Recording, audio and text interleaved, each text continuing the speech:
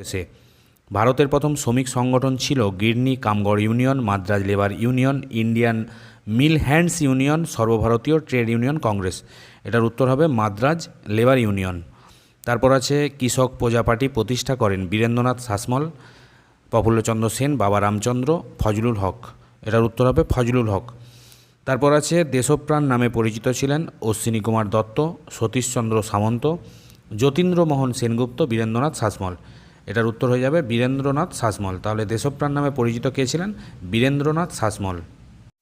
আলোচনার একেবারে উপসংহারে চলে এসেছি। তোমরা প্রতিটা প্রশ্ন ভালো করে দেখে যাবে এবং এই ধরনের উপযোগী ভিডিও পেতে, বিশেষ করে তোমাদের 2025 সালে মাধ্যমিকের এই ধরনের উপযোগী বা গুরুত্বপূর্ণ ভিডিও পেতে অবশ্যই চ্যানেলটিকে সাবস্ক্রাইব করে উপরে থাকা বেল আইকনটি ক্লিক করে দাও এবং ভিডিওটি যদি মনে হয় যে উপযোগী তাহলে অবশ্যই লাইক কমেন্ট করবে, পাশাপাশি বন্ধুদেরকে শেয়ার করে দেবে। বয়কট আন্দোলনের ফলে অর্থনৈতিক